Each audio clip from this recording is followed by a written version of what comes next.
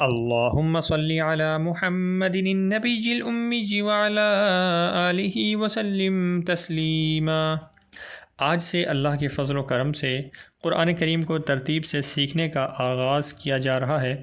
آج ہم سورۃ الفاتحہ کو مکمل سیکھیں گے، آسان انداز میں، مشکل الفاظ کے ہجوں کے ساتھ۔ تو پیارے، دیر کس چیز کی ہے؟ قرآن کریم سیکھنا چاہتے ہیں نا؟ تو یار جلدی سے چینل کو سبسکرائب کر کے گھنٹی کو لازمی بجا دیں۔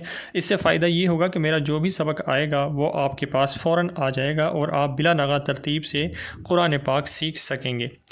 قرآن کو صرف سیکھنے سے میرے خیال سے کچھ کمی رہ جائے گی۔ کیسا رہے گا میرے دوست کہ اگر آپ قرآن کو سیکھیں اور ساتھ ساتھ تھوڑی بہت سبق کے لحاظ سے آپ کو معلومات بھی دی جاتی رہیں؟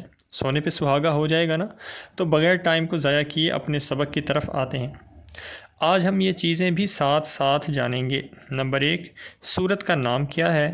نمبر 2، سورت کا یہ نام کیوں رکھا گیا، اس کی وجہ کیا تھی؟ نمبر 3، کیا سورۃ الفاتحہ کے مشہور اور بھی نام ہیں؟ اگر ہیں تو ان کی وجہ کیا ہے اور مختصر تفصیل؟ نمبر 4، بسم اللہ کے بارے میں اہم معلومات۔ نمبر 5، سورۃ الفاتحہ میں رکوع کتنے ہیں؟ نمبر 6، سورۃ الفاتحہ میں آیات کی تعداد کتنی ہے؟ نمبر 7، سورۃ الفاتحہ مکی صورت ہے یا مدنی؟ اگر مکی صورت ہے تو مکی صورت کسے کہتے ہیں؟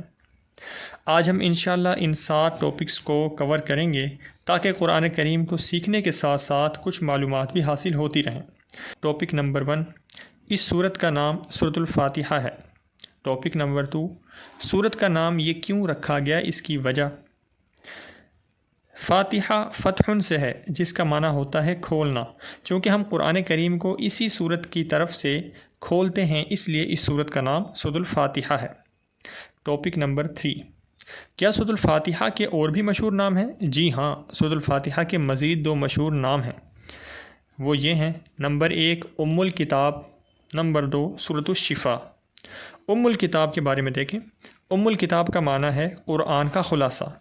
ہو سکتا ہے کہ آپ کے ذہن میں سوال آئے کہ سورۃ الفاتحہ ایک چھوٹی سی سورت ہے، یہ قرآن کریم کا خلاصہ کیسے ہو سکتی ہے؟ تو پیارے، میں بتاتا ہوں، صبر کرو۔ اللہ تعالیٰ نے قرآن کریم میں 6 موضوع کو بڑی تفصیل سے بیان کیا ہے۔ نمبر 1، توحید۔ نمبر 2، رسالت۔ نمبر 3، قیامت۔ نمبر 4، احکام۔ نمبر 5، ماننے والے۔ نمبر 6، نہ ماننے والے۔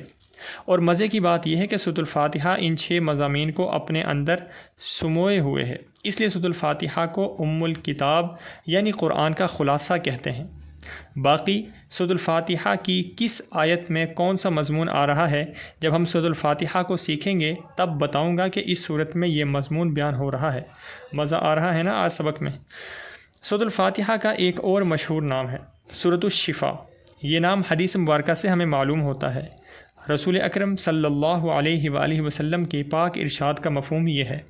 خاتم النبیین حضرت محمد عربی صلی اللہ علیہ وآلہ وسلم نے فرمایا کہ سورۃ الفاتحہ میں ہر بیماری سے شفا ہے۔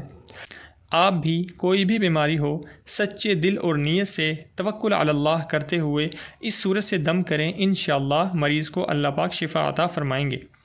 ٹاپک نمبر 4، بسم اللہ کے بارے میں اہم معلومات۔ زمانہ جاہلیت میں لوگوں کی یہ عادت تھی کہ وہ اپنے کاموں کو بتوں کے نام سے شروع کرتے تھے۔ بعض روایات میں ہے کہ رسول اکرم صلی اللہ علیہ وآلہ وسلم بھی بسم اللہ الرحمن الرحیم کے نازل ہونے سے پہلے ہر کام کو اللہ کے نام سے ان الفاظ سے شروع کرتے تھے۔ بسمک اللہم۔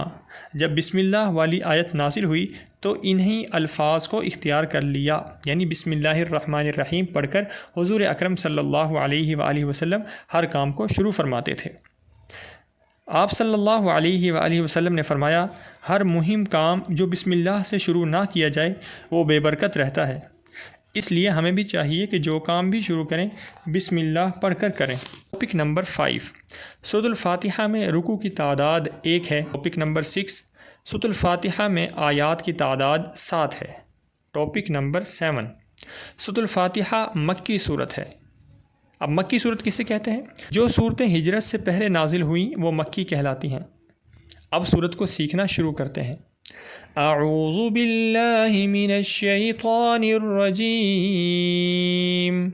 بسم اللہ الرحمن الرحیم، الحمد للہ رب العالمین۔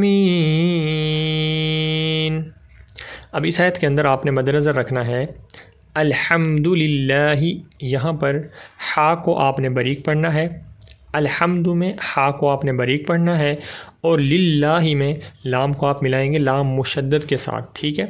ہجے کریں، حمزہ لام زبر الحا میم زبر ہم، الحم دال پیش دو، الحمد لام لام زیر لل، الحمد لل لام کھڑا زبر لا۔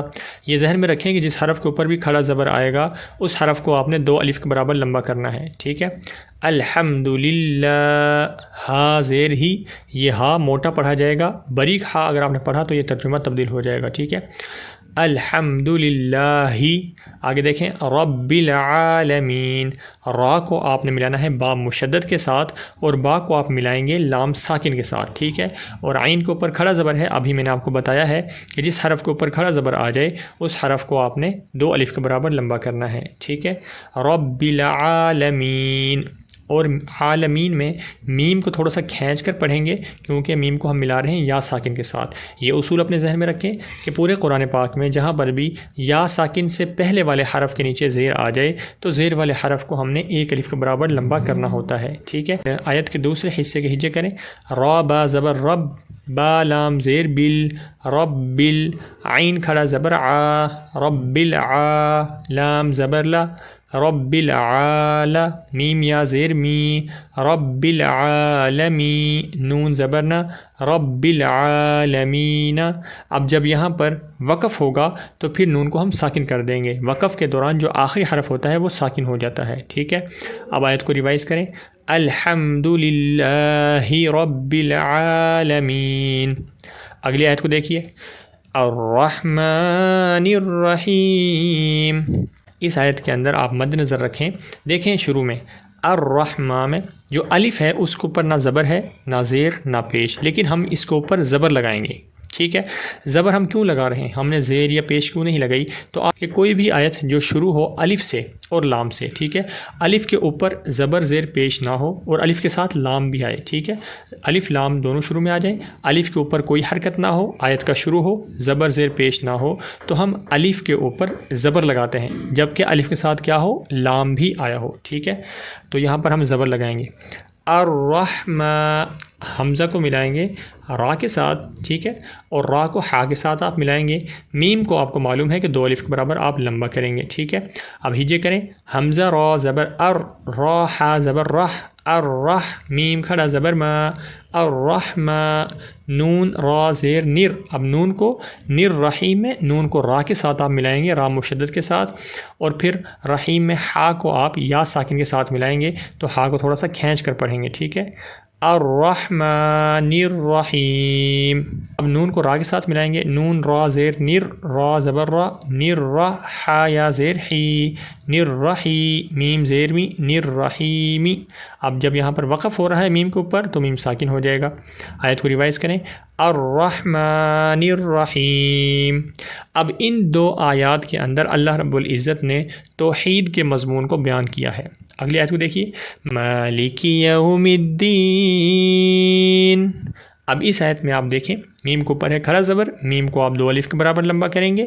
اب یہ الفاظ آسان ہیں، مالکی یوم الدین، یوم الدین میں میم کو آپ ملائیں گے دال مشدد کے ساتھ، ٹھیک ہے، میم دا دیکھیں ہجے کریں، یو یا واو زبر یو، میم دال زیر مد، یو مد دال یا زیر دی، یوم الدی نون زیرنی، یوم الدینی۔ اب وقف ہو رہا ہے نون کے اوپر، نون ساکن ہو جائے گا، مالکی یوم الدین۔ اور یہ بات ذہن میں رکھیں کہ اس آیت میں سورۃ الفاتحہ کی آیت نمبر 3 میں اللہ رب العزت نے قیامت کے مضمون کو بیان فرمایا ہے۔ اگلی آیت کو دیکھیے، ایاک نعبد و ایاک نستعین۔ اس آیت کو مد نظر رکھیں، ایاک یہاں پر حمزہ کو یا مشدد کے ساتھ آپ ملائیں گے اور یا کو تھوڑا سا کھینچ کر پڑھیں گے، ٹھیک ہے، کیونکہ یا کو ہم ملا رہے ہیں الف کے ساتھ، اور کاف کو باریک پڑھا جائے گا، موٹا کاف پڑھیں گے تو یہ غلط ہو جائے گا، ایاک۔ اب نعبد یہ آسان ہے، و ایاک نستعین، نستعین میں عین کو آپ یا ساکن کے ساتھ ملائیں گے تو عین کو تھوڑا سا کھینچ کر آپ نے پڑھنا ہے، ٹھیک ہے۔ اب آیت کو ریوائز کریں، ایاک نعبد و ایاک نستعین۔ اس آیت کے اندر صرف ایک ہی حصہ ہے آیت کا جو ہجے کرنے میں مشکل ہو سکتی ہے، جس کے پڑھنے میں مشکل ہو سکتی ہے، وہ ہے ایاک۔ اس کے ہجے کر لیں، حمزہ یا زیر ای، یا الف زبر یا، یا کاف زبر کا، ایاک۔ باقی الفاظ آسان ہیں، اور یہ بات ذہن میں رکھیں کہ اس آیت کے اندر اللہ رب العزت نے احکام کے موضوع کو بیان فرمایا ہے۔ اگلی آیت کو دیکھیے، اہدنا الصراط المستقیم۔ اب اس آیت میں حمزہ کو ملائیں گے ہا کے ساتھ، یا ہا جو ہے وہ موٹا پڑھا جائے گا، حمزہ ہا زیر اہ، دال زیر دی، اہ دی، نون صاد زبر نص۔ یہاں پر ذہن میں رکھیں نون کو جب آپ صاد کے ساتھ ملائیں گے تو صاد کی ساؤنڈ آنی چاہیے، سین کی ساؤنڈ نہ آئے۔ نون صاد زبر نص، صاد زیر سی، نصی، اہدنا الصی، را الف زبر را، اہدنا الصراط، طا لام زبر طل، اہدنا الصراط المستقیم۔ مستقیم میں تمام الفاظ آسان ہیں۔ اب اس آیت کو ریوائز کیجئے، اہدنا الصراط المستقیم۔ اگلی آیت کو دیکھیے، صراط الذین انعمت علیہم۔ یہاں پر دیکھیں صاد کی جگہ پہ سین کی ساؤنڈ نہیں آنی چاہیے، صراط الذین۔ اب طا کو آپ ملائیں گے لام مشدد کے ساتھ، اور لام کے اوپر زبر ہے، طا لام زبر طل، لام زبر لا، طل، ٹھیک ہے۔ صراط ذال یا زیر ذی، صراط الذی، نون زبرنا، صراط الذین۔ آگے دیکھیں، انعمت علیہم۔ اب یہاں پر عموماً ایک غلطی ہوتی ہے، ہم پڑھتے ہیں انعمت علیہم، یعنی عین کی جگہ پہ حمزہ کی ساؤنڈ کے ساتھ ہم پڑھتے ہیں، جو کہ غلط ہے، ترجمہ تبدیل ہو جائے گا۔ تو آپ نے خاص خیال رکھنا ہے کہ عین کی جگہ پہ عین کی ہی ساؤنڈ آئے، انعمت علیہم۔ اور دوسرا، اس آیت کے اس حصے میں اللہ رب العزت نے ماننے والے اور رسالت کے مضمون کو بیان فرمایا ہے۔ اب یہاں پر آپ دیکھیں انعمت علیہم کے بعد کچھ نشانات اور کچھ علامات آپ کو نظر آ رہی ہیں، اس کے بارے میں ایک علیحدہ سے ویڈیو بناؤں گا، وہ آپ لازمی دیکھیے گا۔ انشاءاللہ آپ کا یہ علامات کے بارے میں آپ کو وضاحت ہو جائے گی کہ یہ علامات کس چیز کی طرف اشارہ کر رہی ہیں، ٹھیک ہے۔ آیت کے دوسرے حصے کو دیکھیے، غیر المغضوب علیہم ولا الضالین۔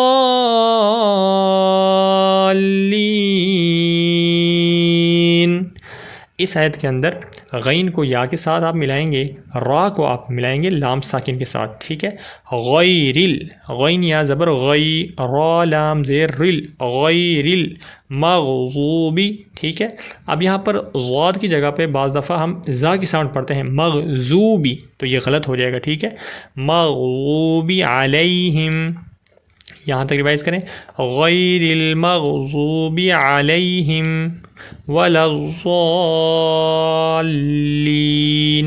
یہ حصہ مشکل ہے، اس کے ہجے کریں، واو زبر وا۔ اب لام کو ہم ملائیں گے ضاد کے ساتھ، ٹھیک ہے، لام ضاد زبر لظ ولظ۔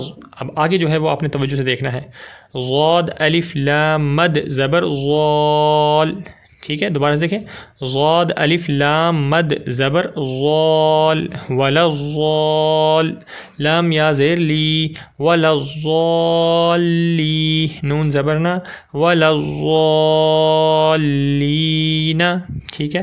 یہ آیت ہماری کمپلیٹ ہو چکی ہے۔ اب اس آیت کو ریوائز کریں، غیر المغضوب علیہم ولا الضالین۔ آیت کے اس حصے میں اللہ رب العزت نے نہ ماننے والوں کے مضمون کو بیان فرمایا ہے۔ تو اس طریقے سے سورۃ الفاتحہ کے جو 6 مضامین تھے وہ کلیئر ہو چکے ہیں، اور 6 مضامین سورۃ الفاتحہ کے اندر اللہ رب العزت نے بیان فرمائے ہیں۔ اس لیے سورۃ الفاتحہ کو ام الکتاب یعنی قرآن پاک کا خلاصہ کہا جاتا ہے، ٹھیک ہے۔ اگر آپ کو آج کے سبق سے فائدہ حاصل ہوا ہے تو اس ویڈیو کو لازماً اپنے بہن بھائیوں کے ساتھ، دوستوں کے ساتھ، احباب کے ساتھ لازمی شیئر کریں، اور اس چینل کے ساتھ ان کو بھی جوڑیں تاکہ وہ بھی اس طریقے سے قرآن پاک کو سیکھ سکیں۔ جزاک اللہ خیر و احسن الجزا۔